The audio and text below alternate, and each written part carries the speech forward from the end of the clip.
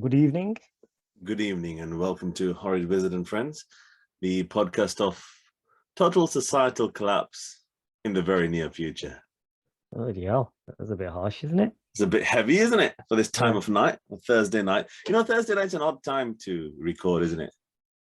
It's absolutely fine. We sometimes put this out on a Thursday night, which is even more Yeah, bizarre because who's you going to do do. that? I have to apologize. I didn't even promote last week's show because I was so busy. Yeah, that's probably why One must find time in the calendar to promote. One must, because I don't think anybody watched it. Not that we do this for views, as we've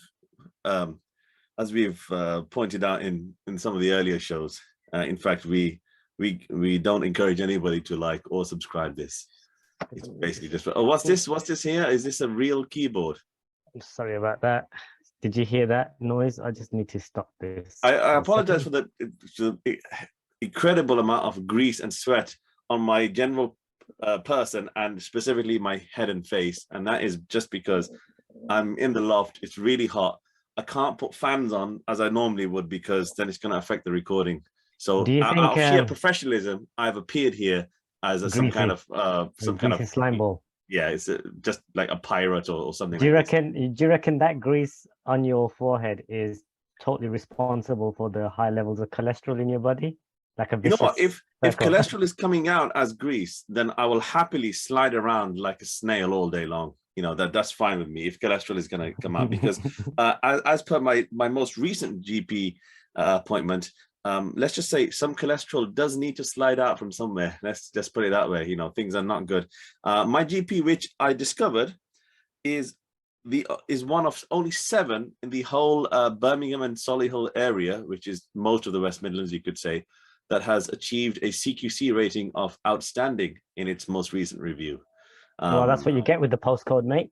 Given that they take at least an hour to answer the phone, I'm trying to think what kind of shit other people are having to, go through to just get some basic care. But anyway, that's it's all part of the podcast of total societal collapse, as I introduced already. Because we've got some good. I've got my paper here, which is actually only half full today because I've got any special offers on there today? You know what? No, actually. So the uncle has been very shame. silent this week. Let me just have a look, because he does tend to send. He does send. Because I'm after some, washing up powder and offer. To be fair, there was one thing that he sent, which was I'll tell you what he sent me. It was something for you actually. Okay. But I can't find it. This is like, I don't want to do phone scrolling here, but oh yeah, here we go. Yeah, I had to do a double take at the new presenter of Channel 4 F1, Lawrence Barretto. Do you know why? And so I'm just going to leave that here for people if they want to Google it and they think they know why. I'm going to Google Lawrence Barretto. So you Google this now. So sorry about this, viewers. You're basically watching 2 guys scrolling on their phone, so I don't really know what you're doing here. But I don't actually watch Channel 4's coverage of the F1. I watch Sky's coverage of the F1 because I pay for it. Yeah, okay. So that's a flex to say you have. I mean, it's a 90s flex, really, to say I have satellite TV. I think that. People even on. Oh yes, I know who he is. He does come on Sky as well. Yeah. Now, do you know why? Yes, a contributor to this show would have flagged up him. I don't know why. So I'll leave that to the viewers. I have been meaning to text you about him for quite some time. Did you want to flash up? If you want to click on images and show your phone to the screen at all? I mean, I don't think I want to. It might be nice to have a side by side, perhaps. Okay. What's the name? Is it Lawrence Barretto? Is it? Yeah. Okay, right. Channel 4 Formula 1 contributor. All right then. So no, I don't think he deserves a side by side. A nice little Easter egg there for the viewers, if anybody is wants to put the effort in to Google that. Okay, yeah, that's a nice response there for my uncle. You've just sworn directly at him. With love. Yes, the swearing with love. So anyway, Lawrence. Thank you. FYB. FYB. Okay. Well, what are we saying here now? Okay. Yes. So the reason why I felt decidedly you can't get over Lawrence, can you? And the fact that my uncle texted me to say, "Look at Lawrence," and then discuss this on your show. Oh shit. Okay, never mind. Let's carry on. Moving on. Okay, yeah. So that was fun, probably only for me and you, which is fine because that's the whole aim of this show. Okay, so yeah, I've got here the government's anti-corruption and the government's ethics advisor have both resigned recently. And this is something. This is why I'm feeling decidedly apocalyptic now, because I'm concerned about corruption in the UK. Because corruption in the UK, in my opinion, is getting to third world levels, whereby it's unedifying because we know about it. So obviously the United Kingdom has always been a corrupt place, otherwise they wouldn't have been doing the activities they've been doing throughout history. But it was all above our heads. So the problem that I have with the corruption is that they're very sloppy in allowing people to find out about it. And this is, this is, and the other thing is that you can't do that when you've got massive inflation and child poverty and people can't access healthcare and families can't feed themselves and heat their homes. I mean, we're in danger of becoming a third world country like America, for example, which would be a massive disaster. So yes, Barbara, I'm feeling decidedly apocalyptic. I think that it's all looking very bleak indeed. I did read that article as well, but I just thought to myself, what's the fucking point? We know about it. Because I've got an article here from May, which says here that the United Nations has warned of total societal collapse due to breaching of planetary boundaries. So let's have a look at this good news. Yeah, it's published its 2022 Global Assessment Report on Disaster Risk Reduction, called the GAR 2022. Okay, so that it's nice that somebody's working on that. I mean, I'm guessing when these reports are published, because as you know, I'm in the report editing game. So a lot of the time I feel didn't know it was a game, Babar. Didn't know it was a game. Well, you see, it is because a lot of the time these reports get published because somebody feels that they need to write a report and produce a bill for it, and then lots of people work on it and get paid. Because really, I mean, is it news to say that planetary boundaries are going to be breached? And oh, here we go. Yeah, are you escalating synergies between disasters, economic vulnerabilities, and ecosystem failures are escalating. Hang on a minute, this isn't very well written. There's two escalatings in one sentence here on the UN. Bit of a gig going there for you, mate. Yeah, I think they need a bit of editing expertise here. Escalating the risk of a global collapse scenario. That's a double escalation there.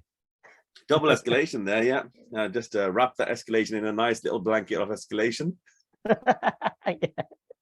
Yeah, so it feels all cozy and nice. We know somebody who wraps themselves in a blanket to feel cozy and nice, don't we? Yeah, well, he's supposed to be doing his job. Bit of a lead blanket, that. So okay, anyway, Barbara, that's me done. I didn't want to come on it's absolutely fine. That was our really very political, but really and just really some current affairs for you there. I thought I've got a bit of current affairs. I fancy a holiday, Barbara, and I know where there's some flights that are really empty at the moment. So how about you? It's rare that because I know that you can get cheap deals, but this is a deal that's paid for already. All you have to do is absolutely paid for. You would probably get picked up and dropped off. So you've got that, what do they call it? Transfer. You got the transfer as well. And all you have to do is turn up without paperwork. So you don't even need to be an organized person. You turn up without paperwork, like just, say, for example, on a shore somewhere, and just make sure that you're not white. You need to be at least brown, if not black, ideally. And changing your name to Lawrence won't help either. Changing your name to Lawrence probably won't help, but I don't think they check names. And then what they'll probably do is they'll just probe you to check that you're the right age or something. I don't know what they do exactly.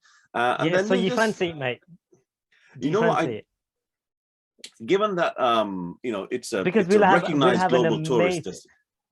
Go on. We'll have an amazing legal team waiting for us right there at the base of the plane. Yeah. Given why at the base of the plane? That sounded suspiciously euphemistic there, but anyway, I'll let that slide. It's a recognized tourist destination, Babar. I mean, it's an up and coming place, like say Digbeth in Birmingham, for example, which is also or Bosley Green.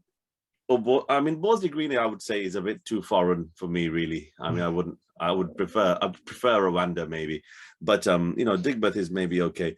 Right. At least in Rwanda you'll get clean sheets. Yeah.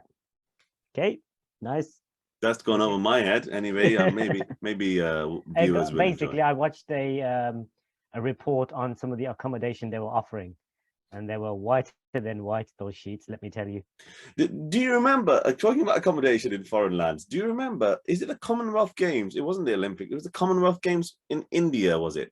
Or was it some kind of world championships in India? And photos emerged of the athletes' accommodation. This was going back a while. And it was yes, I do. And remember. it reminded me of where the Middle Eastern countries put their Indian, Pakistani, and Bangladeshi workers. It was like it was basically just like cubicles made out of cement. Yeah, I do remember. I think it was India. Yeah, no, it's definitely India, but I just can't remember what sporting event it was. And yeah, athletes were like, well, you know what, we can't prepare well in these converted toilets or wherever they were. But yeah, Babar, I think I'm up for that. At this stage, because we haven't been anywhere for so long because of the pandemic. Yeah, I think a free trip somewhere. Put me on a plane anywhere and I'll happily jump on board. I really do like flying. Yeah, you know, and apparently you will get the opportunity to apply to come back as well. So it's not necessarily a one-way trip.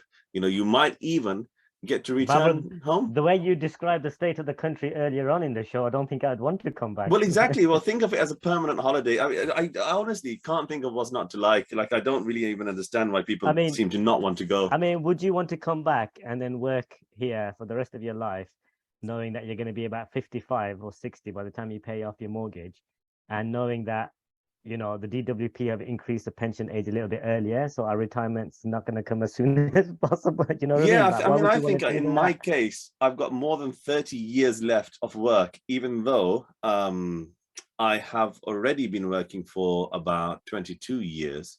Let me just put this into perspective. Our retirement age is getting further away sooner. Yeah. Yeah, thanks. So I was right, yeah, with my opening of the show. So this is all shit, Babar. I mean, people probably have already gone now. So we can just speak candidly amongst ourselves, I guess, because we've sort of scared them off with this bad stuff. A bit of V for Vendetta wouldn't go amiss right now. Yeah, shall I talk about something more positive? Yeah, go on then, because you've asked me to do something as well. Yeah, I asked you to get a small map or a globe or something. That's a nice small map you got there. Yeah, this is a nice little small map. to scale.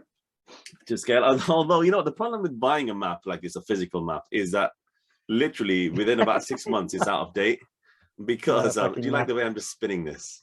It's not a map. Well, no, it's a globe. But yeah, borders are always changing. So, you know, within about a year of buying this, does it have USSR on it, or is it the Soviet Union? No, but I have kept a childhood atlas, which I used to study for long periods of time because I was a sad little kid, and that has got USSR and the Yugoslavia and everything in it.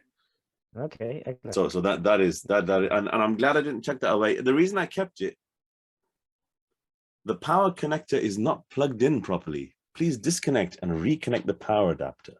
Oh God! No, it seems like you're having technical difficulties today. Oh, look at the shine on that forehead.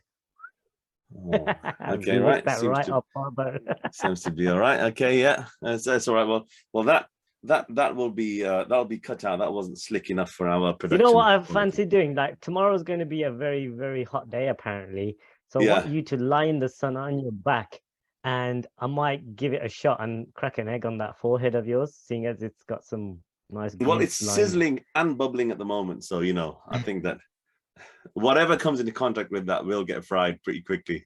You get scalded, Babar. All right. So anyway, focus off this dome for the time being and onto this globe. So I've got I have got a game for you. What I would like you to do, so I can do this here, or you can do it. I would like you to choose a country of your choice. So it's giving you the advantage here to see what you're confident about. And I am just going to ask you. Going to close the Lawrence Barretto window, Dan, first. Yeah, you close the Lawrence Barretto window. And I'm going to ask you simply, what is the currency of that country? Oh, flipping heck, Barbara. That's a So, tough one, isn't so, it? so, so challenge yourself according to like. So obviously, if you select America, I'm going to tell you to fuck off. Then I will know. Yeah, But yeah. Okay, fine. you can just have a look and select whatever you like, and then I rely upon your honesty. Just go for a country and see if you know what the denomination of their currency is. Yeah. Oh, So go on, first that's country. okay. For myself, am I Yeah. choosing You for choose for myself? yourself. This is making it easy for All you. right. Let's go Denmark. Denmark. Okay, that's because I know that you know that. What is the Danish currency? Is it krona? Yes, it is. Yes. Okay. All right. Okay, Go on. excellent. Right. Challenge Okay, yourself a bit more, Barbara. I'm going to give you some okay, as well if you keep doing this. okay. So, Japan. Oh, so difficult. Yeah, go on then, Barbara. Is What is that it? a yen? Yes, it is. I'm not even looking on the. I'm not even having to All look right. up. Okay, let's go with Go on. Go for one that you're not sure about. okay, so I'm gonna go with now this is a tough one. So I'm gonna go with flipping neck. I don't know which one to go for. Oh, this is making great viewing. Norway. Okay, right. And I'm gonna guess again Norwegian krona maybe. Right, let's have a look. That's a guess. I should know this. I actually don't know this by heart, so I'm having to look now. Norway is. Yes, you're right. It is the Norwegian krona. Well, that was a guess because I'm just trying to just figure That's out. good. That's good. Yeah. Okay, good. Do you want me to give you some? I'm gonna have another one, Go on. is you're on a roll. let's try Turkmenistan. Okay. Okay. All right. All right. I was not expecting this at all. Go on. Yeah. Turkmenistan. Based on there's going to be some quizzing going on here now. So Okay, yeah. Turkmenistan is it's like Europe, Russia, Europe. I mean, not Russia, Asia, Europe-ish. Yeah. So Yeah. I'm going to go more Asia, and I'm going to say something like it's very close to. I'm going to say lira-ish, Turkmenistan lira, maybe. It's not bad. So they did used to use the Soviet ruble, but now they Ooh, use the Turkmenistan manat, which I have never heard manat. of. Oh, Yes, okay, fine. Yeah, manat. but Manat. that's okay. Right, Turkmenistan. Yeah, the manat. TMM is the international code of that one. They might want to trademark that, Barbara. Imagine they put TMM and then TM at the top. Yes, they may well. All right. Sorry. Charlie joke. I'm going to give you a couple now. So I'm just going to spin this and see where we go. Yeah. Okay. Right. Okay. All right, Barbara. Iran. Oh, What is the Iranian currency? And I wouldn't have guessed this, but it seems obvious now that I'm looking at it. I should know this because I'm reading a bloody book about it. Yeah, and it is classed as Middle East, I guess. So yeah, it's very Middle East. we'll say currency. Oh, okay, so I'm gonna say we should know this. So I'm thinking a little bit more like real because of the Middle East. It is, yeah. It is the I was gonna say dinar because they're very old school type people. Well, that's the thing. It's either going to be dirham, dinar, or real in this region, isn't it? So is it the Iranian real? It is, yeah. Okay, what about Indonesia? Oof, that's part of the world that I'm not really familiar with. And it's a really interesting one here. It's another one I didn't expect, but seems quite logical. South Asia. Okay, South Asia. Let's do some quizzing now. Let's do some for South Asia, Indonesia. We're talking maybe Malaysia. Malaysia is okay. A bit racist there. When I said Indonesia, you said you were talking Malaysia. I mean, no, I'm talking about the same region, you joker. Okay, that's fine. Yeah. Yeah. So I'm just doing some quizzing here. I'm gonna say, flip. This is a toughie.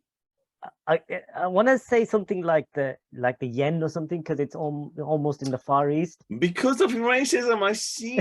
Okay, well, it's the rupiah.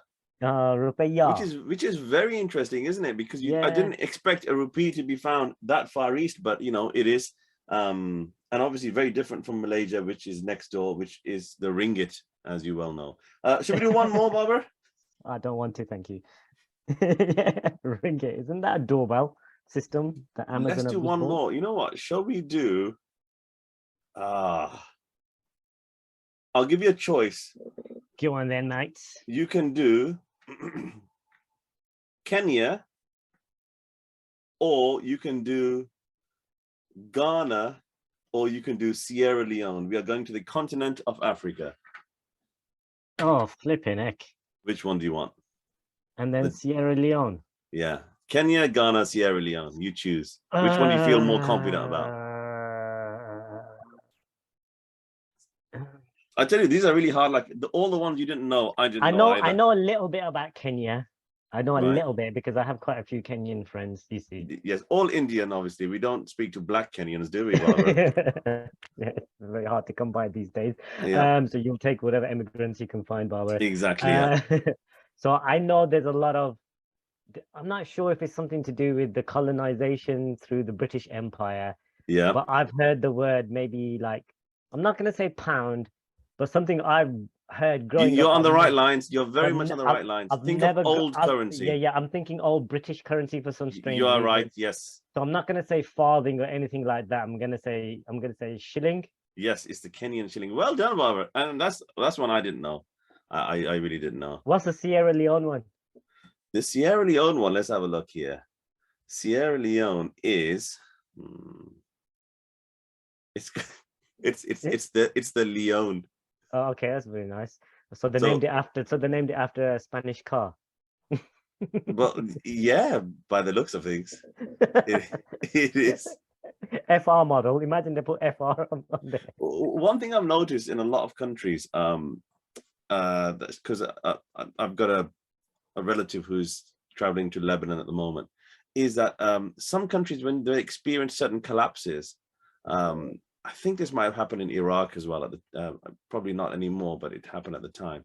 Is everyone just starts paying for stuff in dollars? It might even be happening in Afghanistan now. Yeah, because you know what? Any type of, I really don't want to say this, but I will. But any type of war-torn country tends to adopt the dollar really quickly. Yeah. Are you talking about the global South or people of the global majority by any chance? Potentially, you know. Because the development sector will make many efforts to make sure that they don't say poor brown and black people. You have to have like a really fancy word for it, like the ones I've just mentioned. Yeah, so we'll use one of those words. But yeah, they seem to adopt the US dollar straight away because it's a stronger currency at the time, and their currency kind of just somehow magically becomes very, very cheap and dirty. Well, look, given that I think in a previous show we explained how and why all currency is fake and meaningless. Better the fake and meaningless currency, you know. That's what I would say. Yeah, absolutely. And off the blockchain. Totally off the blockchain. Totally off the blockchain. Yeah, that's probably we should do this next week. Maybe we should have a conversation for next week about laughing at people who did own Bitcoin and are now sad at the moment. Yeah, because I'm getting notifications every day. We were discussing this earlier of how it's just going up and down, like someone's tights. You know.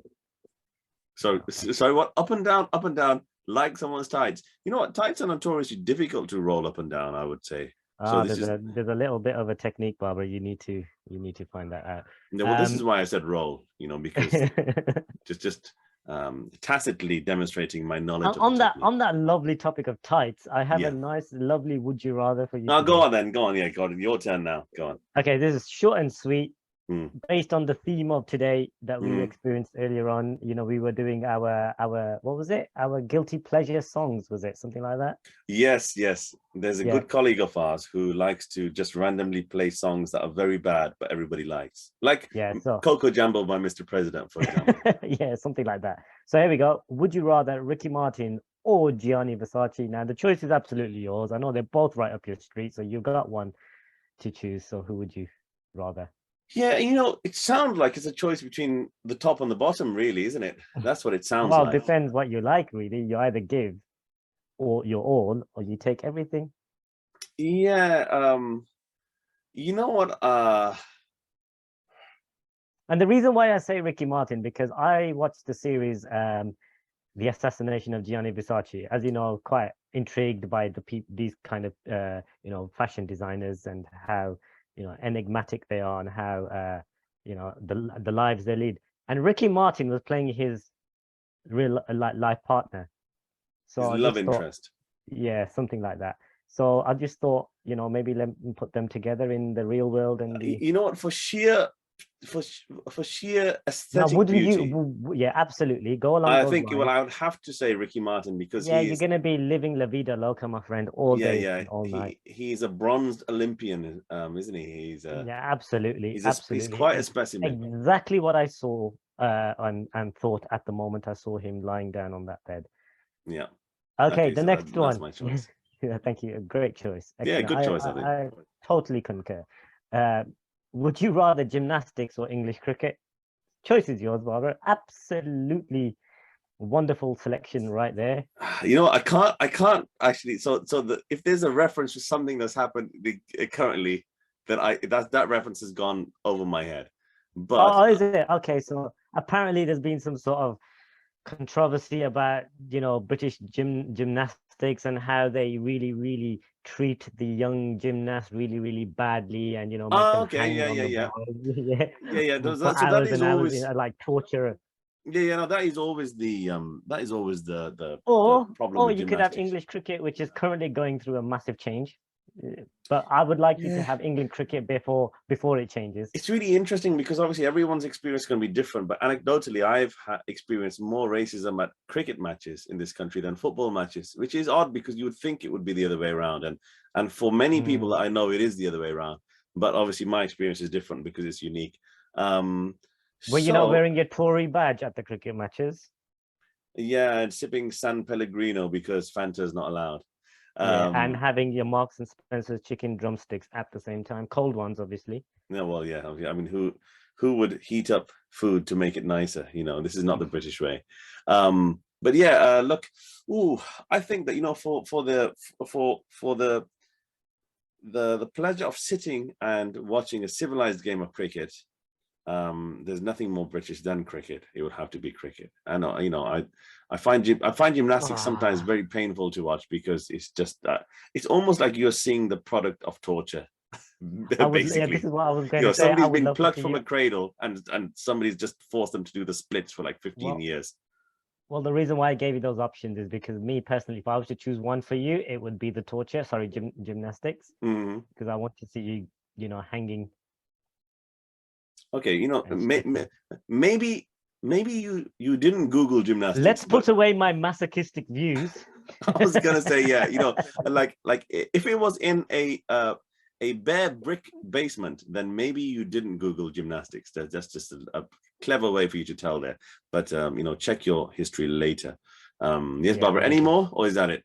Last one, Yeah. very current. Would you rather leave your disposable lunchboxes at work and phone your mate to ask if you'd left them in the office, or just make more fucking conscious decisions in future and take them with you if in fact you were really concerned about the disposable nature of them? Yeah. So you look. That's Uh, all I'm saying. There's no uh, other option.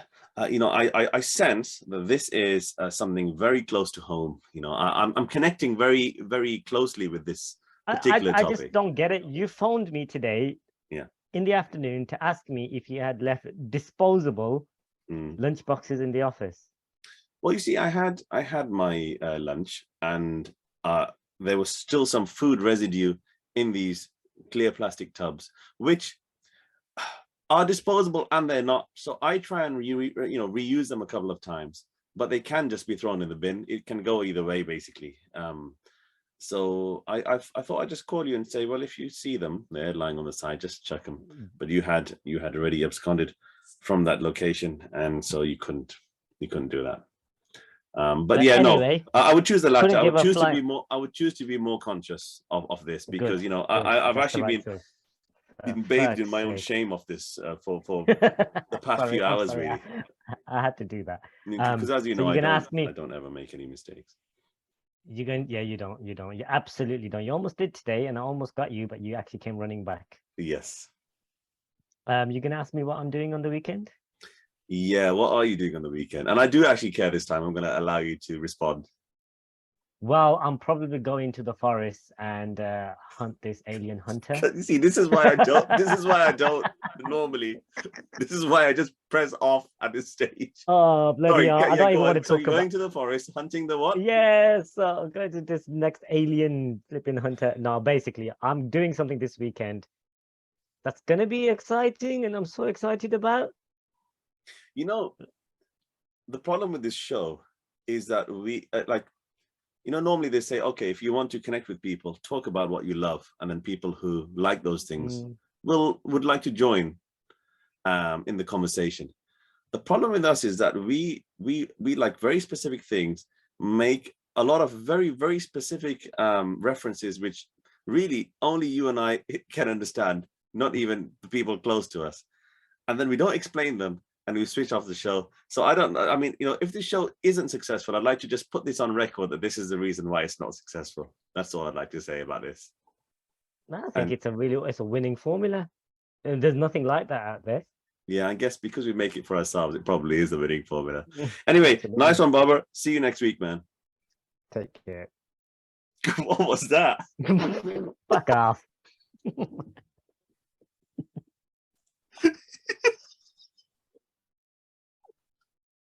He was always doing that these days.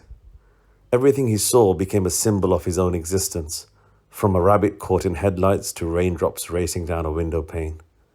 Perhaps it was a sign that he was going to become a poet or a philosopher, the kind of person who, when he stood on the seashore, didn't see waves breaking on a beach, but saw the surge of human will or the rhythms of copulation, who didn't hear the sound of the tide, but heard the eroding roar of time and the last moaning sigh of humanity fizzing into nothingness.